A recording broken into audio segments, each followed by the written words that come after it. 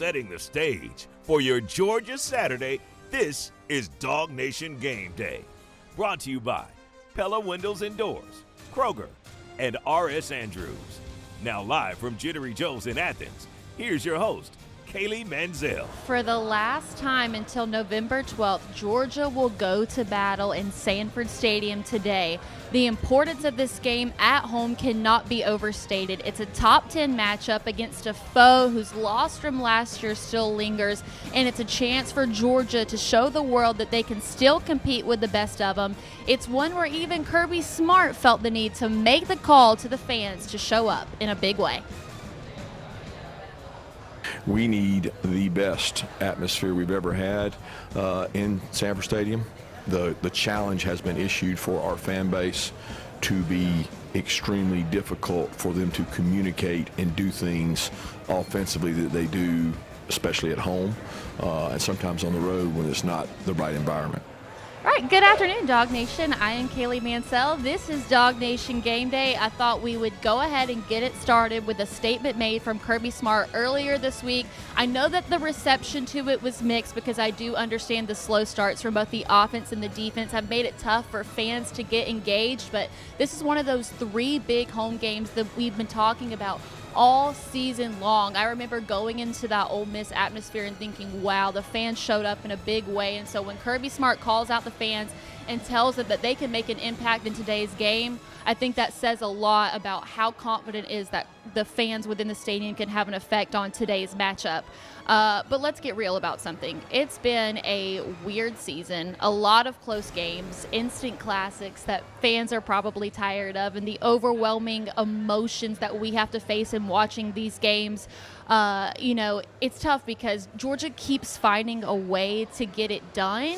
Nobody's impressed with how they get the games done at this point, but they keep finding a way, and maybe that's just the identity of this team, is that they're a four-quarter team. I know we talk a lot about the second-half dogs, but they keep finding a way to prevail, and I think it's safe to say that today could also be one of those games. And here's the thing, I think we're all left wondering at this point, where does Georgia stand, not just amongst the SEC, but all of college football? I mean, just on the outside looking in, they don't look like the standard, maybe not a top-tier team, but this is clearly a team that Kirby Smart still believes in, but he still thinks that they are an upper-tier SEC team. Through the regular season, do you think Georgia is in the upper tier of SEC teams in a league that seems to have more parity?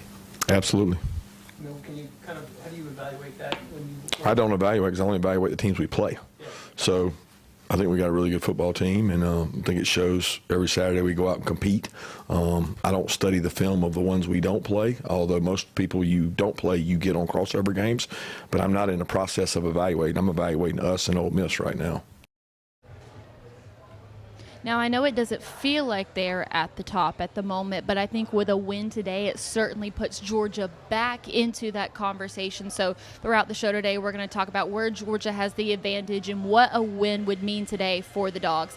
This is what we've got going on today's episode of DawgNation Game Day. So a lot of stakes involved in this game, both just surface level, but also deeper meanings into what the matchup against Ole Miss means. Also, in doing some research on Ole Miss, this is a team that's a little bit fishy to me. They do some things really well, but also they have some clear weaknesses that I think that Georgia can exploit. We'll get to those. Also, we're going to bring in Rodrigo Blankenship. He's going to be here in person. He sprinted all the way from the college game day set to be here, so I'm excited to talk to him about the $600,000 kick he made, and also what's the motivation for this team headed into this game. Then we'll do my Mansell's matchup. This one was very obvious from the get-go. It's clearly the Rebels receivers versus Georgia's cornerbacks. It feels like it's Ole Miss's best versus something that Georgia has struggled with, but we know that these cornerbacks are definitely a second-half position group. So we'll get to that here in just a little bit. Also, we'll do Sentell's Intel, where he will give us the most important visitors of today, and then also he finally got a Noah Thomas reception. He put all that stock and investing into Noah Thomas, and he's finally starting to see the benefits of that reap. So we'll talk to Jeff here in just a little bit. And then moving on, we're going to go back to stats that would satisfy. Connor Riley's going to join us live from Sanford Stadium and tell us what the atmosphere is looking like already. We'll do some behind-the-scenes footage with our good friend Cody Chaffins. Of course, my keys to the game, and we will end it with our DawgNation hype video and overall final thoughts. But let's just go ahead and talk about the stakes that are involved. Georgia, 1 loss on the year. Ole Miss, no losses at all. They're, in fact, ranked number 4 in the AP poll. Georgia just number 9. It's actually one of the few rivalries that Georgia is not on top of in the Kirby Smart era. Just 1-2 against Ole Miss, 1-1 against Lane. We remember that loss last year. Kirby was asked earlier this week if that had any motivation into what was happening in the locker room with that loss still lingering. This is what Kirby Smart had to say. Yeah, not a big revenge guy. I mean, they could have said that last year about us because they came here and played the year before. I'm big into what gets us to play our best, and that usually comes from intrinsic stuff for me, not from looking at the past. Those teams were different teams, and this team's a different team. So ultimately, last year's loss to Ole Miss, it never mattered in the end. But if Georgia finds a way to lose the game today, it's going to matter more than ever. It feels like the national media has already started to count out this Georgia team because it's not the team that we're used to seeing. And even though we are halfway through the season at this point, I think today is the most defining game that Georgia's had so far. The back half of the season certainly doesn't look as difficult as we anticipated it to be, with things really rocky at Florida. Texas certainly not the team that the national media hyped them up to be. Now it looks like Georgia Tech may be the most difficult game in the back half stretch. But I think today what it comes down to is either the worst fears that we have about this team are confirmed or our faith in Georgia is restored. So to me, though, there's something really fishy about this Ole Miss team, and I feel certain that the Dogs should not only be able to keep up with them, but walk away with a comfortable win. And when I say comfortable, I don't mean comfortable in the sense of it's a 2-touchdown lead, just one that the fans would be proud of to have. I know there was mixed reactions to what happened at Auburn last week, and Georgia's taking a lot of heat. Kirby Smart's taking a lot of heat, but I would like to see a dominant, complete, and polished Georgia team today, because let me tell you something, Ole Miss, very mixed across the board. I don't necessarily think that their record is a reflection of the talent that they have. Now, we will start off with what I call the compliment sandwich. Let's go ahead and start off with what this Ole Miss team does well. Clearly the biggest threat that this Ole Miss offense has, not just in their quarterback Trinidad Chambliss, who, by the way, is going to be making his first SEC start today, but their passing game, what you would typically expect out of a Lane Kiffin team, averaging almost a little over 515 yards of total offense, which is second in the SEC. They've got 34 passing plays of 20 yards or more, which is first in the SEC, and even if you want to move it up, they lead the NCAA in passing plays of 30 yards or more. That's certainly not something that we're seeing on the Georgia end. This is not a team that allows a ton of sacks, so don't expect the Georgia pass rush to make a big leap today. They have a really strong offensive line, and then just looking at what they do well on the defense, that was something that was really difficult for me to find. 29 pass breakups, so they do have good cornerback play, but it was interesting to hear what Kirby Smart pointed to as Ole Miss's great strengths, and it has nothing to do with the physical play that's going on the field. It has to do with the communication between plays. This was Kirby Smart bragging on Lane Kiffin earlier this week. Mainly in game, I mean like in play. Within one play window, the 40-second play clock, they're able to, everybody can do the same thing. Like we have the same, they're quick to the line, so they allow their quarterback, they can talk to their quarterback down to 15 seconds in terms of communication. Then 15 and below, he's on his own. But a lot of their snaps are above 15 seconds, so they're able to communicate to him, looks, talk to him, see what's going on. It's smart, right? It's what you do in order to execute at a higher level, especially for a guy that wasn't in their system last year and is in their system now. They do a good job of finding looks, of saying, okay, well, they're in this, because defenses, if you're a good defense, you're predictable. You can't change what you do week in and week out. And they do a good job of IDing that, and they're in the right play a lot, right? They're in the right look against the look, which is critical. Yeah, so Ole Miss just averaging 23 seconds to run a play, which is the second quickest in the SEC. They're not a team that needs a ton of time to score, where it feels like Georgia is on the opposite end of that. You've got these long drives. I think back to that one at Auburn last week that I think took upwards of 9 minutes. So what it's really going to come down to today is whose style of ball do you play? Do you go shootout for shootout with Ole Miss's high-powered offense, or do you slow the game down on your end and make them play that grind and pound style of ball? But clearly the Ole Miss pass pass game. That's the thing that stands out amongst the rest, and it's going to be interesting to see how the Georgia cornerbacks and the Georgia secondary go about defending them today. But I do think that the good thing for Georgia is they faced two offenses very similar to this in Tennessee and Alabama, so this is a huge opportunity for the Georgia cornerbacks to show that they've made progress. Now, on the other hand, this is also an Ole Miss team that does certain things not as well. It was a little bit easier to pinpoint these, especially on the defensive side of the ball and within their run game. The first one is the penalty yards. Second to last in the SEC. This is a team that generates a ton of penalties, which is why I think Kirby Smart called out to the fans to show up, because we've seen some of those false starts that can be crucial, caused by the fans, and with that in-game communication, you really want to disrupt that. Also, a terrible run defense. Also second to last in the SEC, allowing over 157 rush yards per game. That's really been the weakness of this Ole Miss defense. Also second to last in the SEC in turnover margin. A lot of those turnovers were early in the season with Austin Simmons as the quarterback throwing interceptions. However, Ole Miss has struggled to hold on to the ball in the run game. They've had a fumble in each of their last 3 games, and this is where I think this Ole Miss team gets a little bit construed, especially seeing them in that top 4 ranking. They've played 3 really close SEC games. All have been won by a touchdown or less. And so when they played Kentucky earlier this year, it was just a 7-point victory. So they've played a lot of these close games. They've scored a lot of points, but on the other end, they've also allowed other teams to be able to keep up with them. Ole Miss with a lot of late leads taken. So haven't dominated anybody unless it's a team that they're supposed to, because we know that Lane Kiffin likes to run it up. But it's clear that the weak points of this team that Georgia can really expose is the Ole Miss run defense, and also just those little extra things like the penalty yards and maybe a turnover could be the difference in today's game. All right, so here in just a minute, we're going to bring on our good friend Rodrigo Blankenship, who is here with us in person. I know I say this every week, but especially this week, I feel a lot more grateful to be back in Athens, specifically at Jittery Joes. That trip to Auburn, it was fine. If I never have to make it again, will that be okay? Absolutely, but I remember walking away from the stadium thinking, oh my gosh, I can't wait to get back to Jittery Joes next week. It has been so crowded this morning, everyone getting their fix in before heading into the stadium. And even if you don't have time to come here while you're in Athens, there's tons of Jittery Joes locations all across the state of Georgia. Just put it into your maps. Find the nearest one. If you've never been before, make sure to download the Jittery Joes app. That way you can get money off of your drink, and as well as skip the line. And if you're going to be in Athens and come do it, then you definitely need to have that skip the line option, because it has been line out the door this morning, and there's a reason for that. It's not just the convenience of the location, but also how incredible the drinks are.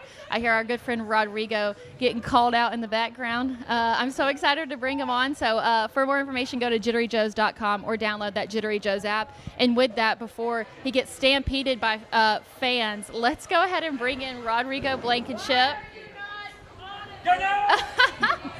Okay, so I have a whole lot of things I need to talk to you about, but we've got to go with something that happened recently. You made a $600,000 kick this morning. Did you feel the pressure, and what was that moment of relief like seeing it go in? Man, that was a crazy experience. Just talking to Pat McAfee the last couple of days, trying to get that set up for the segment. It was just a ton of fun to be out there. Got to hang out with some Dog fans before the shot. Definitely a little bit of heightened sense of awareness, I would say. I don't usually go out and kick field goals in sneakers, and normally I get some time to warm up. But for this, they were like, we're going to leave you in the crowd, and we're going to bring you on and go ahead and boot it. And I'm like, okay, I guess we're rolling with it. So, it was definitely a little interesting from that perspective, but definitely a huge relief to see it sail through the uprights and give some money to charity. You don't have to respond to this, and if you don't want to, you can just give me a little tap and we'll move on. But okay. If they could have brought you out there to do the kick, I mean, selfishly, I'm glad to have you here. Don't get me wrong, but I feel like you should have been the college game day picker. I would have picked you over everybody else. I appreciate that, man. I petitioned really hard. I tried to reach out to some connections early in the season to see if maybe I could be the guest picker. But, I'm not going to complain about Jelly Roll. I know that he's a really big figure. Obviously, we're in Georgia. We're in the heart of, country music. And so I'm totally cool with Jelly Roll. He did a great job, had some great energy. Maybe one of these years when they roll back into town, I can be the guest picker. Just wasn't in the cards this time. Well, and just in working with you, I mean, it's so obvious how naturally talented you are, how much you know. So it wouldn't surprise me if you did get the call because they were intimidated that somebody might lose their job. Man, I appreciate that. That's very kind of you to say. All right, so off the top, the first thing we did, we played the clip of Kirby challenging the fans to show up in a big way to the stadium today. And I do feel like apart from Texas at the end of the season, this is the one game where the fans can really make a difference. But on the opposite end, there's frustration from the fans for the slow starts that we've seen specifically in that Alabama game. What would be your personal pitch for the fans to show up today? I mean, I think the pitch to the fans is, look, our season is kind of hanging in the balance right now. For sure. This is a top 10 matchup against a very good Ole Miss team, and our season hangs in the balance. We really need to win this game to keep our college football playoff hopes alive. Our outlook is going to look a lot better and a lot more sunshiny if we can come away with a win today. Right. And so we need to have the full support of the fans to give us every advantage possible. Trinidad Chambliss with Ole Miss is making his first road start today, so he's going to be in probably the most difficult environment that he's played in up to this point in his young career. And so if the fans can have an effect on him and have an effect on the Ole Miss offense, that could go a long way towards helping us come away with a win tonight. So I think it's no secret that last year's loss to Ole Miss was tough. It felt like a very big upset, and I know that Kirby Smart said it wasn't a revenge game, but as someone who has played under Kirby Smart, I mean, is that something that he uses to motivate y'all in the locker room? Occasionally. Okay. I do remember a few times during the 2017 season when Coach Smart may pull on some strings for, a revenge storyline where in 2016 we lost to Vanderbilt at home, and nobody was really too happy about that. And so when we were getting ready to go to Vanderbilt in 2017, I do remember an instance where he brought that up and was like, these guys came into our house last year and took something from us, and so we have to go return the favor. So it does come up occasionally. I don't know what his tactics were for this game specifically. I don't know if it played into it in the same way that he did, when I was there a few years ago, but it does come up every once in a while. I think one of the big surprises for me about this game happened earlier this week when they released the betting lines. Georgia opened up as a 7.5-point favorite. Now, if they would have gotten 3.5, I would have understood because this game is at home, but Ole Miss is currently ranked 4th in the AP poll, so clearly Vegas sees something. Where do you think that Georgia got the style points, and where do you think that Georgia has the biggest advantage in today's game? I don't know if I would necessarily think that it's Georgia having the style points. I would look honestly more at Ole Miss maybe lacking some style points. They've played a lot of really tightly contested games in the SEC so far, a one-score game against Arkansas, a one-score game against Kentucky, and so maybe the bettors are seeing that they're not winning as impressively as they're expected to against some teams that the bettors don't think are as high of quality competition. And so maybe it's more a lack of style points from the Ole Miss side. And as I mentioned, you've got a quarterback making his first road start. I think the bettors appreciate the kind of environment that Sanford Stadium presents to opposing teams and opposing players. And so I think that those are definitely some factors that could be leading to them leaning more towards the Dogs. Another surprise that we got later in the week is that Kyron Jones is going to be out indefinitely with a foot injury, 4th on the team in tackles. He's played a lot of snaps. Who do you think on this team is ready to step up and take the challenge of replacing him in this moment? Well, I don't know if this is going to be an off-the-wall answer, but for me, I would put Jonel Aguero back there. I love that. I just think that he's a really great player. I think he's just got a lot of utility. He can do a lot of really different things. He's really athletic. I think he's got good vision to see what the offense is doing, and he just has a nose for the football. And so I think he's one of your more established players. You know that for the most part he's going to be doing the right things. He's going to be lined up in the right position. He's a good coverage player. And so I would put him back there, and just keep everything in front of him. He's got great instincts. Just put him back there and just keep the offense in front of him whole game. So it feels like the theme for this season, especially when it comes to the defense, is the tale of the second half. There's a lot of second half adjustments made, and the Dogs have been able to capitalize on that, but especially going up against a team like Ole Miss and even just moving through the rest of the season. I mean, how sustainable is that? I don't think it's very sustainable at all. And I think that this is something that, we discussed in some previous games throughout the season. Some of the issues that we have seen come up with this team, whether it be in the secondary or the lack of pass rush or the slow starts. And the slow starts is an issue that, we identified throughout the majority of last season as well. And so we still haven't really found a great fix for it yet. I don't know whether it's, just the adjustments, whether it's the opposing team's game plan is, just hitting us in the places that we're not expecting. But over the course of the game, the coaches make adjustments, the players make adjustments, and they're able to rebound and play strong in the second half. I know that Coach Smart had made a comment referencing an old interview from Peyton Manning saying that, the halftime adjustments, they're not all that everybody makes them out to be. Really, we have to start making adjustments after the first drive. And Coach Smart really just believes that it's players playing better as opposed to the scheme changing in the second half. Obviously, I think there's some kind of halftime adjustment that's going in because there is a night and day difference that we've seen in the last few games. But hopefully we can just start a little bit faster today, and I think that'll go a long way towards us getting a win today as well as the rest of the season. We've still got Texas coming into town. Yep. We've got Georgia Tech, who's currently undefeated, that we're going to be playing in Atlanta to wrap up the regular season, and then who knows what could be in store for us in the SEC Championship or the playoffs.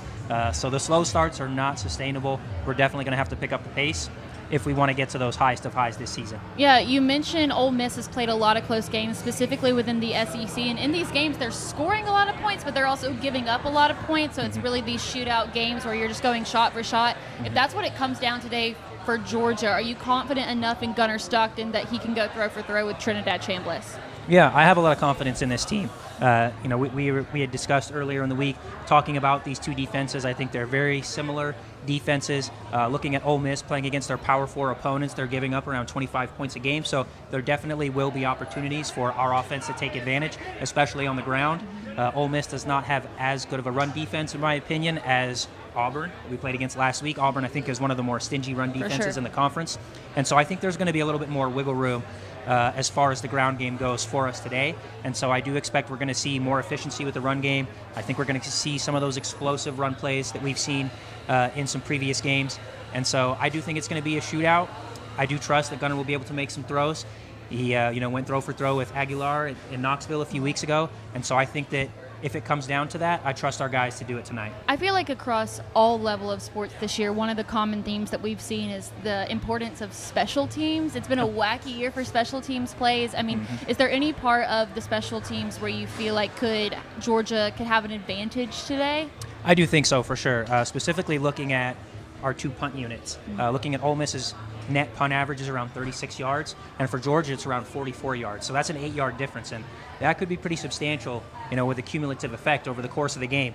If for some reason it's not a shootout and we're trading punts and changing possessions in that way over the course of 3 or 4 or 5 punts, if you have an 8-yard average every time you change possessions, that turns into a 32 to 40-yard advantage.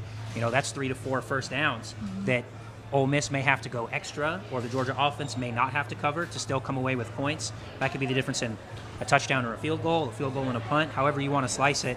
An extra 30 to 40 yards in hidden yardage from special teams could be a big difference in the game. So clearly you have some thoughts on this game. I think it's time to go ahead and do Rodrigo's Big Rocks. Tell me what you're looking for today.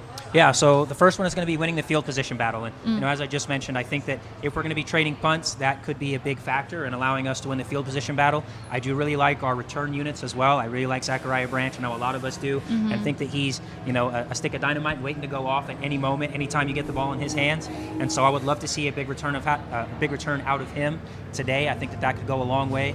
I also think that just getting back to running the ball, as I mentioned, Auburn is a really good run defense, but I think there's going to be opportunities for us to get back to what we do best with running the ball today. So I would love to see us recommit to running the ball, make sure that we get all of our talented backs some touches, and make sure that we spread the wealth. And then I also wanted to make sure that we minimize Trinidad Chambliss as a runner. He's averaging about 13 to 14 carries a game in his 4 starts for Ole Miss. He's a very dynamic runner, very dynamic with the ball in his hands. And so I think that our defense is going to have to do a really good job of containing him, whether it's designed runs or whether he's taking off when he doesn't see his passing options open. Make sure that we have great lane integrity when we're rushing him in the pocket, and make sure that we keep him bottled up. So the only way he has an opportunity to beat us is with his arm. Yeah, and I mean, at this point, I think one thing that the Georgia defense has done well at this point is stop the run. So I'm actually going to go opposite of some of these for my Mansell's matchup this week. I mean, it was clear as day. It's got to be the Ole Miss receiving core versus the Georgia cornerbacks. Looking at their receiving core, I mean, they're 311 passing yards per game, which is second in the SEC. I feel like if Trinidad Chambliss had been the starter all along, they would probably be first.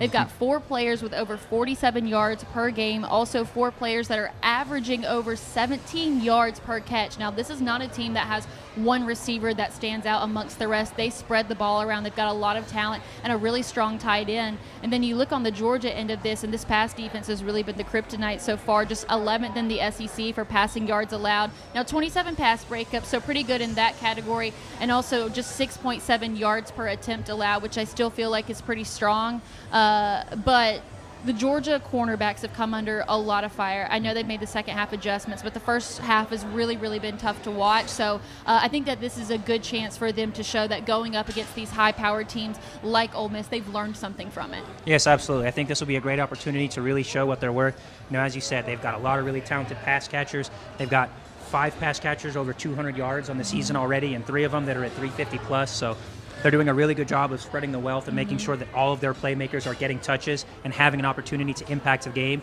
This is going to be probably the best receiving core that Georgia will see up to this point in the season and maybe through the rest of the season. So this is going to be a huge test for the secondary. Hopefully we're able to affect the passer a little bit so Chambliss doesn't have all the time in the world to go through all of his progressions.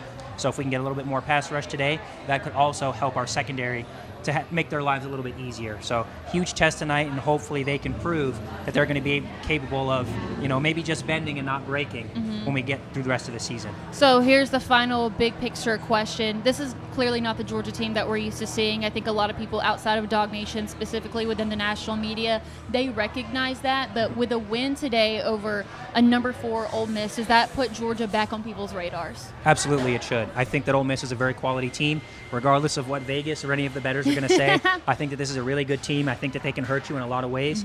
And I think that if Georgia is able to come away with the win tonight, that should absolutely put everybody on watch for the Dogs the rest of the season. All right, well, we thank you so much for joining us. Congratulations on your kick. I wish you would have gotten to keep the $600,000 for yourself, but giving it to charity, it always feels good. Absolutely. It was a great time. All right, thank you. And we'll say goodbye to Rodrigo. You can catch him on the DawgNation postgame. I know you've got people out there waiting on you, so go shake some hands, kiss some babies. Absolutely. You can just set that down right there if you want. So when we come back, we're going to talk to recruiting insider Jeff Sentell. He'll talk about some from today. We'll also have some more discussion on Gunnar Stockton. But what we're going to do, we're going to take a quick break. We'll be right back on DawgNation Game Day. Nothing makes a house feel more like a home than quality windows. So trust the professionals at Pella Window and Door of Georgia. We'll equip your home with energy-efficient windows and doors just right for you. Schedule your free in-home, no-pressure consultation. Get product samples, installation options, and a free quote. Log on to PellaGA.com and visit our new Experience Center in Duluth. Tell them Brandon Adams sent you. Pella Window and Door of Georgia, viewed to be the best.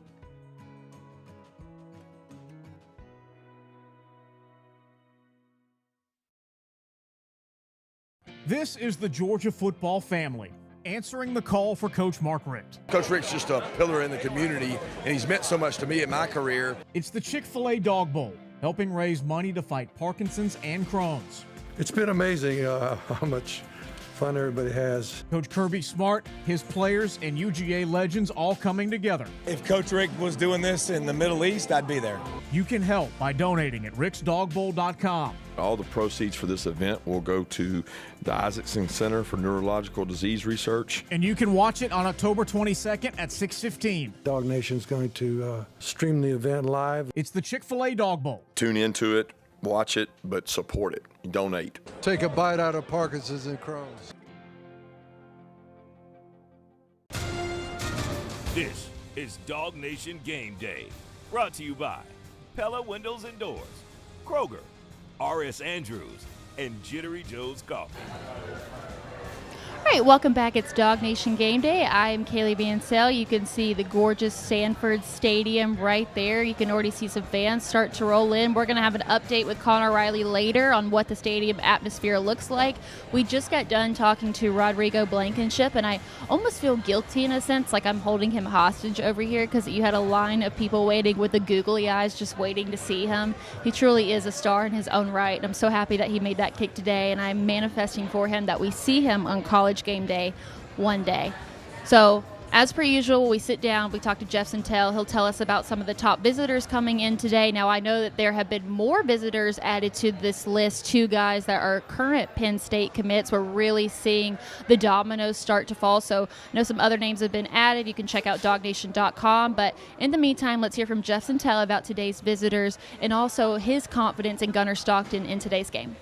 Welcome into DawgNation Game Day. This is Sentell's Intel with DawgNation recruiting insider Jeff Sentell. This is a big home game for the Dogs, which means that there is a big recruiting visitors list. I want to come to you. Who are the top 3 most important recruits who are visiting Sanford Stadium today for this game? Yeah, it's funny, Kaylee. When one of the things I welcome, it's pretty cool. You've been blessed and grateful to do this job for as many years. One of the things that always happens to me is when I walk onto Sanford Stadium on a game day, right around the dog walk, all of the great security personnel, they say, who's coming today? Who do we need to look for? Where's that kid? They always ask me that, and I'm like, all right, there's your one, there's your one. So for Georgia recruiting fans that have a wandering eye to the west end zone section and they want to know where the Dogs are at, well, Georgia's going to have a few, and I think it starts for me with the number 2 tight end in the country for 2027, and that's a guy named Brock Williams. I know people will listen to me talk for at least 18 seconds, and I'll have their full attention when I mention this as a tight end who's a 5-star, whose first name is named Brock. Georgia is in his final 3, the number 2 tight end in the country. He wants to see, Kaylee, some tight end usage. He's been reading everybody out there on social media with your comments. Guys, recruits pay attention to this stuff. With your comments and everything else about usage and Monken, transition to Bobo, he's going to have that conversation with Georgia about why aren't the tight ends getting more run? So hopefully Bobo and Hartley will be there. Well, I don't know what you're talking about, Brock. We had 11 catches for 144 yards and 3 touchdowns against Ole Miss today. Yeah, he's doing the people's work, clearly. Anybody else worth mentioning?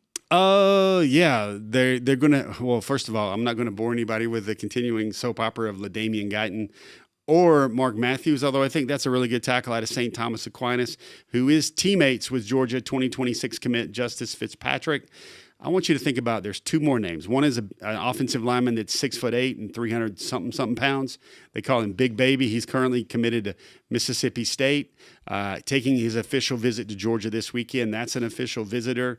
And that's a guy to look at. And also in-state offensive tackle Joshua Sam Appel, who actually did measure 6'8" and some change when he was in Athens earlier this year for the Alabama game. So that's a guy Georgia wants. If Georgia could have its ideal tackle class in 2027, I think JSC would be in that net. I have been so excited to get to this part of the interview with you because Noah Thomas finally has a big moment against Auburn. And of course, I was happy for Noah Thomas, but there was probably no one that I was more happy for in that moment than you, Jeff Sentell. So is this the beginning of what's going to be a continuing relationship between Gunnar Stockton and Noah Thomas? Or is one not enough to sell you on his role?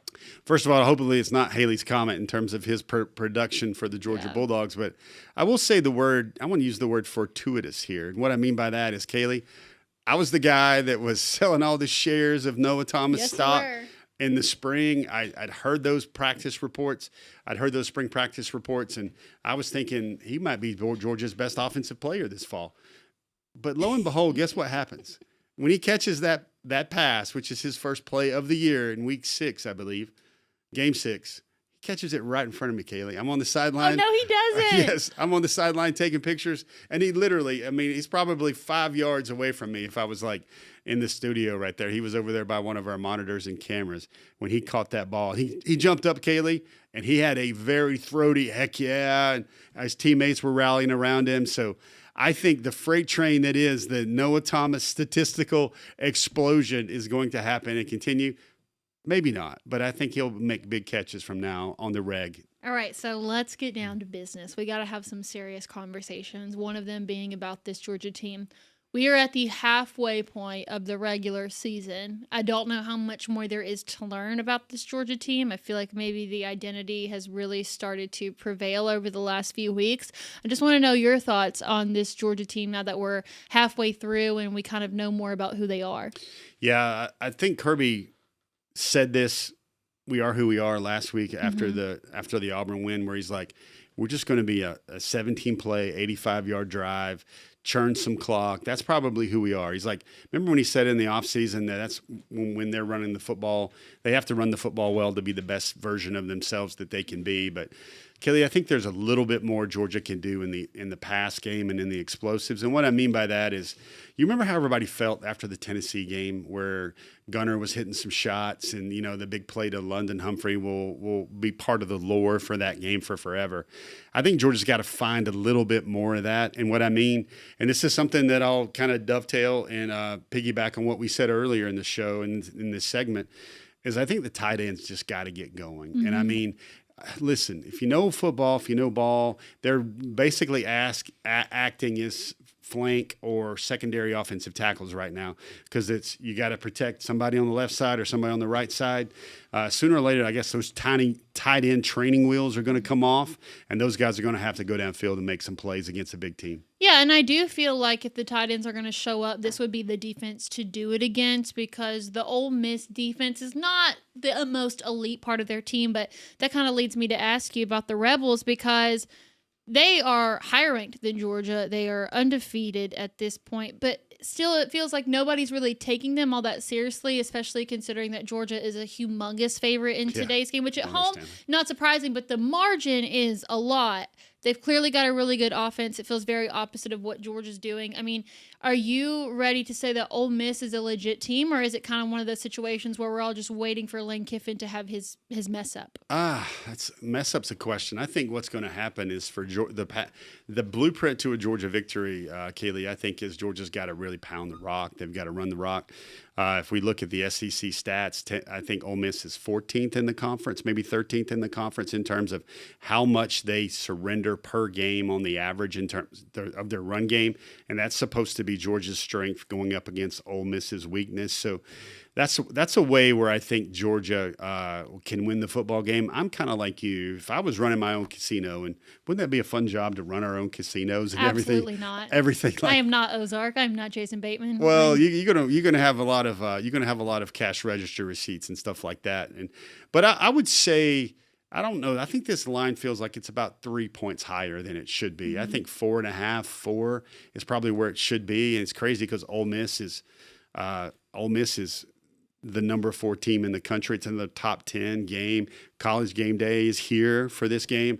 And I just feel like, I think maybe if Ole Miss would have taken care of business last week, and maybe instead of squeaking out a win against Washington State when they were favored by, I believe, 32.5 points, then maybe this line would have came a little bit more closer down to earth. But I think Vegas, they always think like they know something, because that's why those buildings are so high, and that's why those lights are so bright. I get the feeling that most people think that Georgia will get a little healthier this week, but also that, Ole Miss, while it kind of looks to me like they have a faux run game in terms of their run game is all one guy. Mm-hmm. And I'm also, while Kewan Lacey's a great player, I would be skeptical about a guy getting 21 carries a game. Absolutely. In this conference, in this league, now going to go face Georgia in Georgia. I don't think they can lean on him, or I don't think he's got enough, for lack of a better term. I think he's already kind of run down a little bit. And I think Georgia, outside of shutting down Kewan Lacey and then letting Trinidad Chambliss do his thing. I mean, we could go on and on about how Kirby Smart said this week that somebody needs to get an award from the Ole Miss staff about how well they scouted, and they did a deep scan of scouting to find him at mighty Ferris State. You even know where Ferris State is? It's in Michigan. Correct. Good job, Ferris, Michigan. Good job. But for him, and Kaylee, the funny thing is I looked at some of his film last year because I was like, let me see what this is really about. Mm-hmm. You would think that the young man threw for 40 touchdowns last year at Ferris State, where he only threw for about 25. And you would have thought he would have done a lot better. So that was a good scouting thing for there. But, the other thing to think about here, and we got to mention this, there are folks this week touting Mr. Chambliss as a Heisman candidate. On their fives, on their top fives, on their top tens. I think he's going to have to really wear the cape to be able to beat the Dogs on Saturday night in Athens. This is the last thing that we'll talk about here. You bring up a lot of interesting points, and it feels like that Georgia is favored because of some things on the Ole Miss side. You mentioned, what could potentially be a running back with stats that are skewed. This is also Trinidad Chambliss' first SEC game on the road as a starter. But one thing that Kirby Smart pointed out, you also pointed this out, is the adjustments that Ole Miss is able to make play to play. Nobody can take away what their offense has done this year. Now, we've seen Georgia have a high-powered shootout game one time. Yeah. That was against Tennessee. Yeah. Haven't seen that same version since. So just trying to look at this from all angles, if it comes down to Georgia has to play Ole Miss's version of the game, are you confident enough in Gunnar Stockton and the Georgia offense to be able to go shot for shot in a shootout with Ole Miss? Yeah, one of the things I said this week on Go With The Flow is I looked at the over-under for this game, Kaylee, and it's 54.5 points. I think this game goes over because I think for Georgia to win this game, they have to play like they did against Tennessee. And thankfully, there are a lot of holes in that Ole Miss defense. They do bend and they do break against the run, and that's how Georgia's going to try and win the football game. When you hear reports that Chauncey Bowens is feeling pretty sporty this week, and Kirby gave him kind of a green light in terms of how he's feeling better coming out of the Auburn game, I think that was encouraging. But I think Georgia's going to have to score some points to win this game. I think they do win this game, but I don't know if they cover that 7.5. Yeah, I would probably feel comfortable in saying the same thing. Well, we say thank you. We'll say goodbye to you. Jeff will also be a part of the DawgNation post-game show that'll take place right after the game with Braden Adams. And for more with me and Jeff, check out our Wednesday night show Before the Hedges, which is every Wednesday at 7 o'clock. Again, thanks, Jeff. No problem. All right. We thank Jeff Sentell so much. We're saying bye to Rodrigo in this moment. And let's go ahead and move on to satisfying stats. It's something I've been doing over the last couple of weeks. I've really enjoyed it. Georgia's about 50-50. I would like to see them get into that 75% range. As always, we're going to start with the offensive side of the ball. The first thing for me, and to keep the fans engaged as well, is just a first quarter score. Even if it's not a touchdown, I'm fine with a field goal. Just don't get behind too early. We saw Georgia do that against Auburn. It ended up being fine, but if Auburn goes up 17-0 there, I don't know if Georgia comes back from that. So just a first quarter score. Keep the Dogs involved in the game early on. Don't get too far behind. Also, at least 200 rushing yards, knowing that the run defense from Ole Miss is the weakest part of their entire team. This feels like it should be no issue. Now, I would like to see Georgia spread the ball out a little bit more today, but 200 rushing yards feels comfortable, feels doable. Just looking at last week's game, just 6.7 yards per pass attempt. Now, I know that Kirby said the identity of this team is just quick passes, getting it in, getting it out, but I would like to see them be more explosive today, continue to take those shots now that we kind of know who the better receivers are. And one of those better receivers, perhaps the best one, is Zachariah Branch. I feel like I could just make this a permanent stat on my satisfying stats. At least 7 touches. I know he's done so well with the screen passes because he's so dynamic, so twitchy, but I feel like the more that they can continue to get him the ball, the better chance that Georgia has to score. Haven't seen anybody be able to really take him one-on-one, so continue to feed Georgia's best receiver in Zachariah Branch. Now let's move to the defensive side of the ball. I really want to focus in on this first one. I think it's going to be crucial that Georgia has at least 1 turnover, especially knowing that Ole Miss has had a fumble in each of their last 3 games. It feels very doable. We've seen turnovers by the Georgia defense change the course of the game, even including last week. And so with this punching out technique that they've really been putting emphasis on, it feels like that can get done today. In fact, here's Kirby Smart talking about how much they've been doing that in practice. Has the emphasis changed? We've always emphasized it. I mean, we're just doing more of it. I mean, we're trying to practice it more, get more looks at it. We've taken time out of practice to get it. I mean, it's nothing that anybody in the country doesn't do. It's just how much time do you spend on it. We've tried to take cut-ups of every play in a game that we miss an opportunity to take a shot at the ball and show that. And then we also flip it around, or our defensive staff flips it around, and they show where we did take the opportunity to, it's a compilation of clips. So you're getting all these small clips of shots on ball, hitting the ball, and just trying to do something different so maybe we get a different result. We've seen Georgia do it in real time. We know that they're capable of it. I want to see them play how they practice, and a turnover could be big for momentum in today's matchup against Ole Miss. Continuing on with the rest of satisfying stats, the defensive version, less than 275 passing yards for Trinidad Chambliss. Now, the only 2 teams that have held Ole Miss to less than 275 are Kentucky and then against Washington State last week, but this is his first road start. The pressure needs to be on. I'm really not going to talk about the pass rush that that much because it doesn't feel like that should be the expectation for today. But knowing he's going in to start at an environment and he's never played a game of this magnitude on the road, I feel like that could be the number that would say that Georgia ended up getting the win. Rodrigo said it earlier, I'd like to see less than 30 rushing yards for Trinidad Chambliss, also a guy who's really on the ground, averaging a little over 45 rushing yards per game. Go ahead and put a stop to that. And then lastly, this third down defense. Oh my goodness, especially in the first half of the games. It's been absolutely brutal to watch. Now, Ole Miss pretty decent on third down, converting right at 51%, but their lowest conversion all year was 23% versus Kentucky. It took a long time for them to walk away with that win in the final moments of that game. So less than 40% for the third down defense. I think all Georgia fans would be happy walking away from the game knowing that Georgia did that. I would like to see that number a lot lower, but I'm not trying to shoot for the stars here. All right, so that's going to be satisfying stats. We've got Connor Riley on standby. So what we'll do is we'll go ahead and bring in DawgNation insider Connor Riley, who's currently at Sanford Stadium.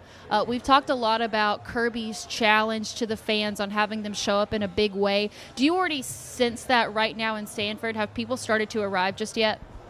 Yeah, students were in here early. They had put out some white towels for them to whirl around. Obviously, that student section on the 300 side, or excuse me, in the 100 level, that's going to be in black. You've got the students in the end zone. Those are going to be in white. And then those directly under us in the press box are going to be there in red. It seems like they took to the striped Sanford message pretty certainly this week. Any word on if we're going to hear this second down sound today? You know what I'm talking about. Have not heard the all quiet on the Western Front mic drop yet, or needle drop yet, but I got a feeling we're not going to hear that nearly as often as we heard it against Alabama. So we've sprinkled in some Gunnar Stockton talk throughout today's show.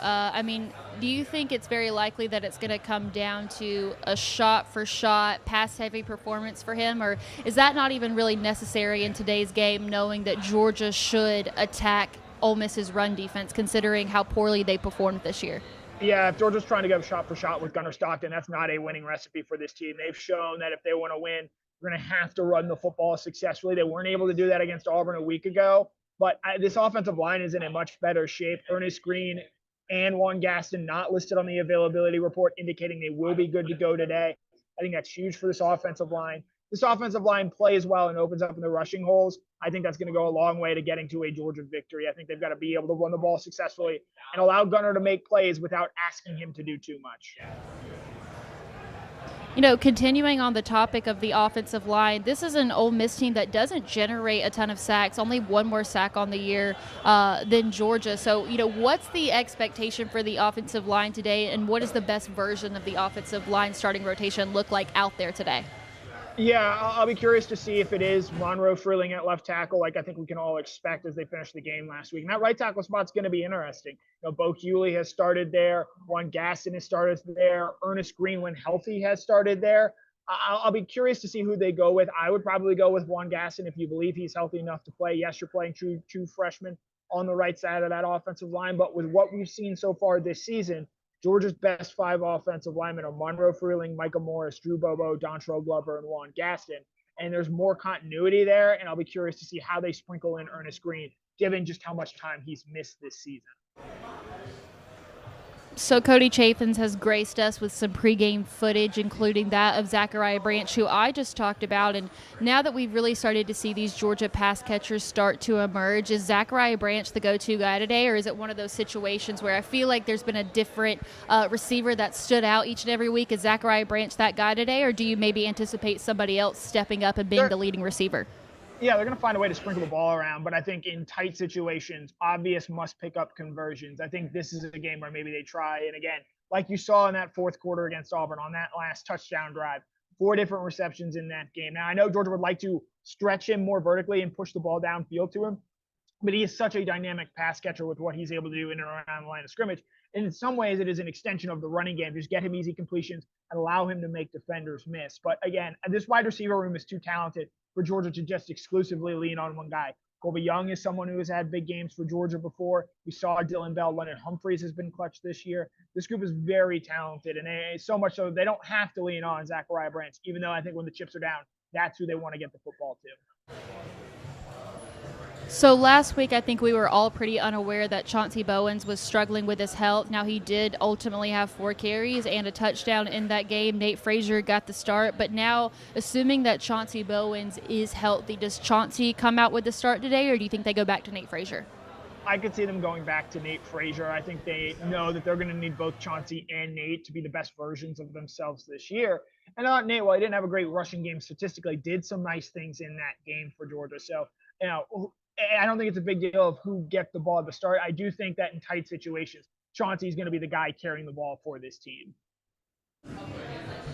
All right, so the Georgia pass rush, I'm almost tired of even having this conversation, but it's no secret they've taken a ton of heat so far this year. This is not an Ole Miss team that gives up a ton of sacks. They have a really good offensive line. Where can Georgia make up for the lack of what the pass rush has been in today's game against an offense that we know is going to pass the ball a lot?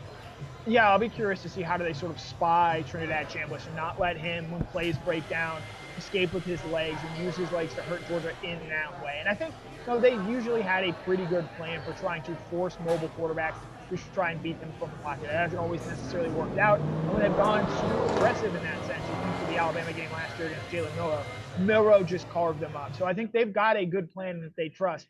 It'll be interesting to see if Chambliss is indeed good enough.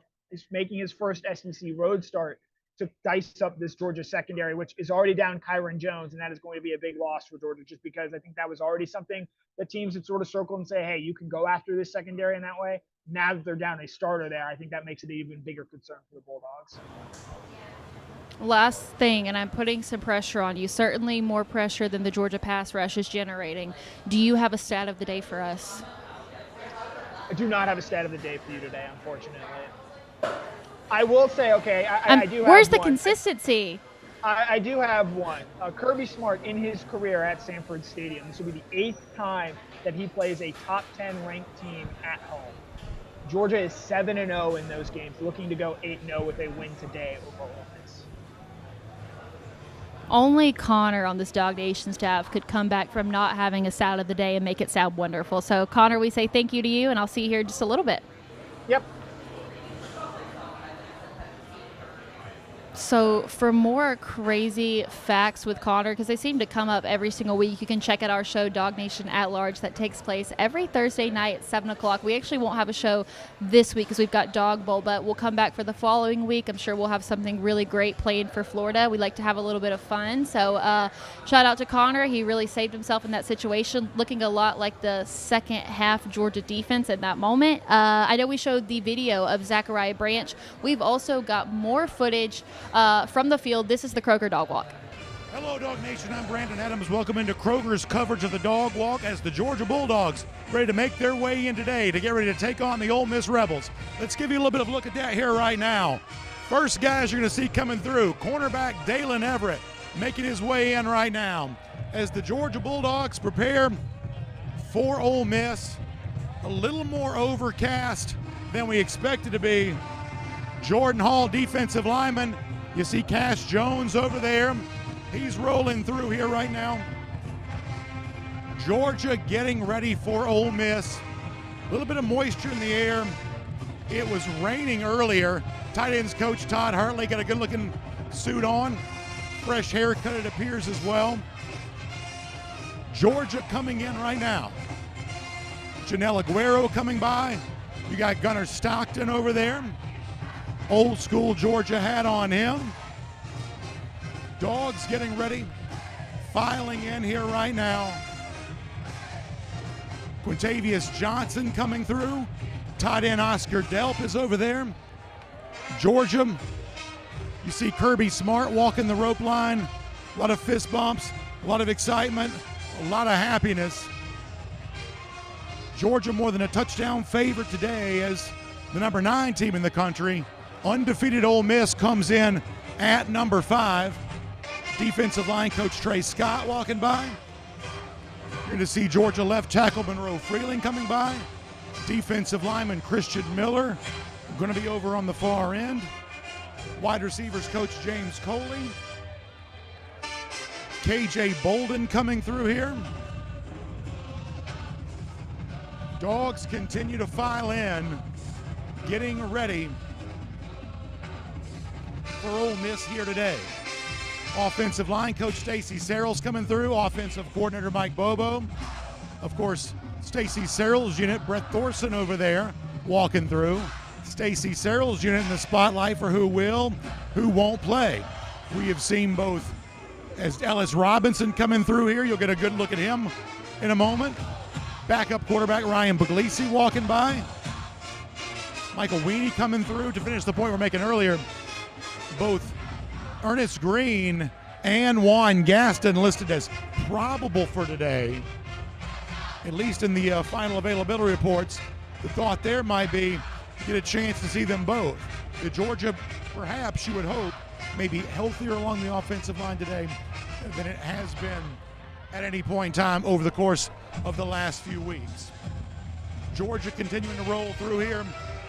We'll remind you that all of our Kroger Dog Walk coverage is brought to you by Kroger.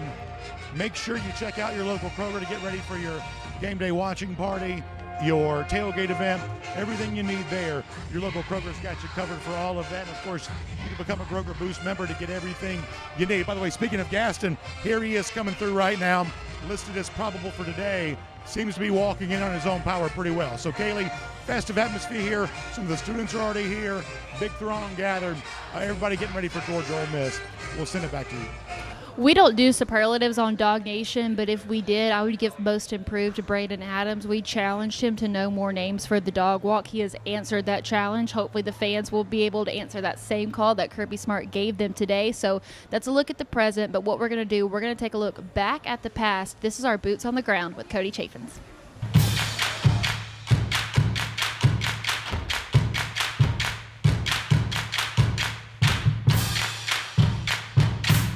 And now it's time for Boots on the Ground with Cody Chaffins, where we've got behind-the-scenes footage from last game, which I'm sure that there was a lot. Maybe some things that will give us some foreshadowing for this game. What's the first thing you've got for us, Cody? Yeah, there was so much video that was played over and over, whether it was this or whatever last week. This is some of the stuff we caught on the sidelines. One of the things I noticed, so we saw a lot more of Nate Frazier in this game. Part of the reason we found out was because Chauncey Bowens was going through some stuff. But watching Frazier carry the ball, did you see what happened there? As he was running that football, it wasn't just the one hand. That second hand came across, kind of making an X on his chest as he was running the football. He is not trying to fumble. It comes back across again. He is protecting that ball. You know, we saw the fumble against Alabama that was so costly for Georgia. Georgia was able to trust him in the fourth quarter when they went on the 17-play drive down the field to carry the ball sometimes. They can't turn the ball over, and he was wrapping it up with two hands. So that's his baby right there. He wasn't letting anybody get at it. So there's some adjustments being made for Nate Frazier, maybe something you didn't catch if you were watching the TV broadcast. I think if you're a Georgia fan, number one, you're ecstatic to see this. Now, a lot of the Nate Frazier carries came at the expense of Chauncey Bowens being hurt, but I think that this is a game that Nate Frazier needed to get some of that confidence back, because I do believe that running back is really a mental position, and if you're constantly having fumbles, that's always going to be in the back of your mind. So clearly he found a way to make this work for him, but I do think that Nate Frazier needed a confidence-building game. I did not expect it to come against Auburn. And everybody just said, just do something different. You got to do something different. This has been an issue with you your entire Georgia career. Got to see something different. We saw it right there. And I do think that running the ball is going to be a key piece in Georgia beating Ole Miss today with Ole Miss's lack of run defense. So expect to see a lot of Nate Frazier out there today.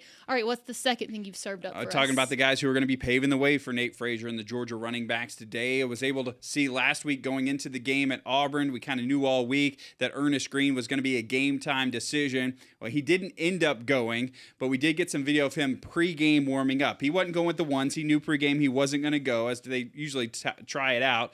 But here he is. He was in uniform. We did not see him in uniform in the games previous against Kentucky and Alabama, so good to see him back out there. He is suited up and looks like he's moving okay. So there you go. We'll get a better view pregame today in just a couple of minutes, but there's Ernest Green from last week. So he's out there getting around a little bit. Hopefully he can go for the Dogs today. This offensive line has fought through so much adversity in the first half of this regular season, definitely missing out from Ernest Green. And as you can see, progress is being made. I don't expect Ernest Green to play a role in the game against Ole Miss, but Ernest Green is somebody that I could see they're waiting for that bye week to really let him rest and get healthy. Maybe we start seeing him towards the back half of the schedule. Yeah, he'll be one of those folks. Yeah, give him an extra week if you can build it. That's the beauty of having that before the Florida game. Now, one of the other guys who's been going and fighting through injuries is Juan Gaston. It was in the first half.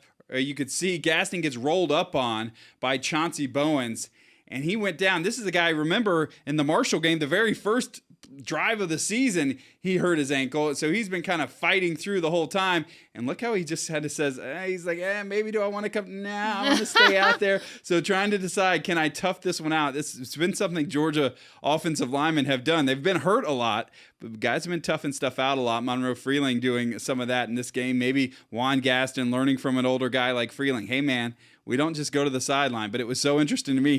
He takes a peek. He takes a peek. Maybe thinks about tapping that head, but he stays out there. That's some toughness right there, because you can only imagine.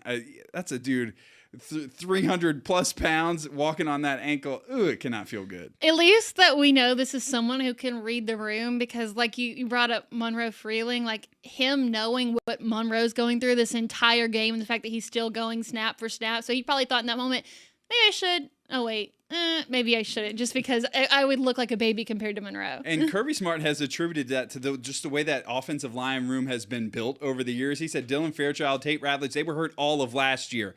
Micah Morris has not been 100% this year, but he has made it out there. He's been one of those cornerstones for this offensive line. So these guys are taught early, tough it out, be a tough guy. And so good for Juan Gaston for learning that and toughing through, fighting for the Dogs. Last one, best one. What you got? Yeah, this was at the very end of the game last week. I wasn't sure when I was shooting if it had gone on the broadcast. Apparently it did go on the broadcast, but Christian Miller closes out the game with the tackle, and then he just gives us the memeable moment. It'd be a great gif, wouldn't it? As he kind of, I don't know if he knew people were watching him or not, but he puts up the heart, and then he does a little, was that Charlie XCX? Who is that does the heartbreak, the apple? Yeah, that is like Charlie XCX. Yeah. But it's the heartbreak as he breaks the heart of all those Auburn fans out there. Number one, shout out to him for the creativity in the moment to do that thing. However, knowing Christian Miller and how long that he's been a part of this Georgia team, I think right here when you see his eye scan, he's kind of looking for the camera. Like he wants to make sure that somebody is going to get this shot because he knows this is an iconic move. Oh, we were right there on it, of course. So, yeah, we got you, Christian. And last year it was Trevor Etienne gave us a lot of hearts, and this is the first heartbreak we have. So we'll have to find that. May show up in a DawgNation hype video at some point this year. I like that, where we add it to our meme machine on DawgNation at large. For sure. All right, we'll give a shout out to Cody. Thank you so much for all the footage. Can't wait to see what you get from Georgia and Ole Miss. And for more boots on the ground, you can check out On the Beat every Monday night with Mike Griffith and Cody Chaffetz at 7 o'clock. All right, so during the break, I learned that Jittery Joes has a new energy drink. Shout out to Kane and Kennedy for showing up today. It's a zero sugar energy drink. It's peach flavored in this nice red can. I'm really excited to get to the stadium and drink this, but I guess it just came out yesterday, so even if coffee isn't your thing, there's definitely an alternative for it. And like I said, zero sugar, zero preservatives. It's got a lot of stuff in it that's supposed to be good for you, so I'm excited to give this a try, and I'll let you guys know how it goes because I'm always on the hunt for a new energy drink. So even if you're not a coffee person or a matcha person, energy drink, that's a really good caffeine substitute, so excited to try that. All right, we're beginning to wrap up. You know what that means. It's Kaylee's Keys.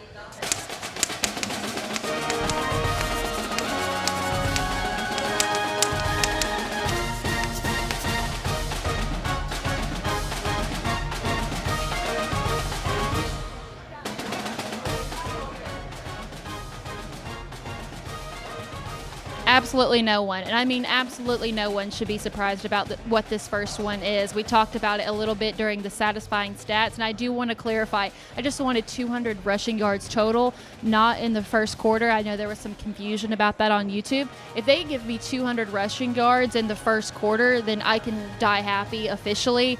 But look, this run defense for Ole Miss, it is their weak point. It is the part that Georgia can expose the quickest. It's really what it comes down to is the strengths of each team. For Ole Miss, it's their passing game versus Georgia's weak pass defense. And on the opposite end, Georgia's run game is the strength, and Ole Miss's weakness is their run defense. So if Georgia can play their style of game, slow that clock down, get the momentum going their way, I think that's going to be a huge part of today's game. And I want you to think back to last year's Ole Miss defense, all those transfers that they brought in that were one and done. That defensive line Ole Miss had last year was scary.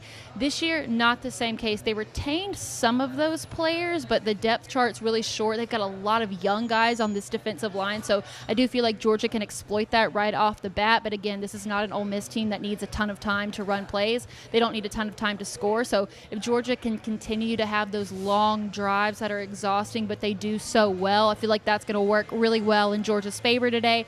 Now, this is not one that I think I've done before as one of my keys. And, there is a certain level of home field advantage that comes with every game at Sanford Stadium. When I think back to Alabama, I'm not sure that would have ever mattered. But I do believe that this is one game today where DawgNation can absolutely make the difference. And it's not even from the Kirby Smart propaganda. And just looking at how many penalty yards they're averaging per game. And with the in-helmet communication, if Georgia fans can disrupt that, I think that Georgia will reap the benefits of that. Also, when you look at Lane Kiffin on the road, I mean, he's done tremendous things at Ole Miss, but also just 11-10 in SEC road games. Even thinking back to last year, that's a lot of where their upsets came from. So definitely exploit that. Also, the last time that Ole Miss won in Athens was 1996. Keep that streak going today. And then you think about that 2023 game when it was Georgia and Ole Miss at home. It was still a really talented Ole Miss team. But that score does not reflect Ole Miss's talent because, look, came down 52-17. Georgia dominated that game. It looked like he had Lane Kiffin figured out. And I even thought back to something that we heard kind of a while ago. You may not have heard it, but this was Jackson Dart talking about the toughest places to play in the SEC. This is what he had to say. Besides your own home stadium, which stadium have you played in that has the most energy? One that definitely sticks out is Death Valley at night. Okay. College Station's incredible, but the best atmosphere that I played in was Athens, Georgia, 2023 senior night blackout game, and it was Brock Bowers' return. So that place was freaking electric, yeah. I mean, Death Valley at night, everyone talks about how difficult it is to play at Auburn, at Tennessee. I don't feel like Sanford Stadium is as much in that conversation as other tough SEC environments, but when a quarterback who's absolutely thriving in the NFL right now points to Sanford Stadium as being the toughest places to play, I think that that really says something. So I do think that fan engagement, fan involvement, keeping that energy up can truly make a difference in the game today. So that might be the last time that we use that, but I do feel like just looking at this current home schedule, this is the one game where, apart from maybe Texas, that the home field advantage could certainly be a factor in the game. So Georgia got the win in 2023. It was so dominant that I remember when Georgia was going to Ole Miss last year, I had no doubt taking Georgia not only to win but to cover, because I thought to myself, well, certainly Kirby Smart's got Lane Kiffin figured out. They coach together. He understands the way the game is played, and then the upset happened, and it's one of those things that I think that DawgNation is ready to forgive it, but they should never forget it.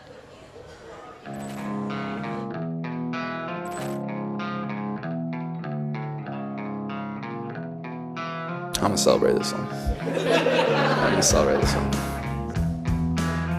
It sucks. It sucks being on the other side. It really does.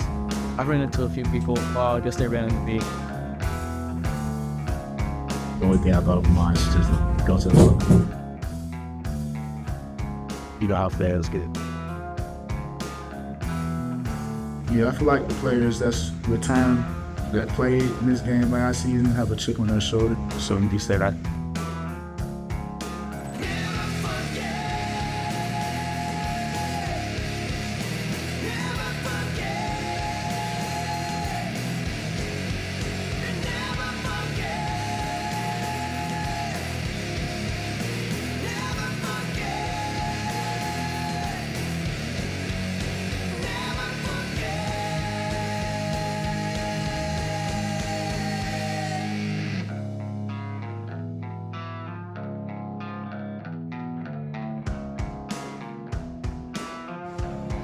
So for me personally, I think that the Never Forget theme was spot on for what Georgia fans needed this week. I know for me, that's a game I will never forget.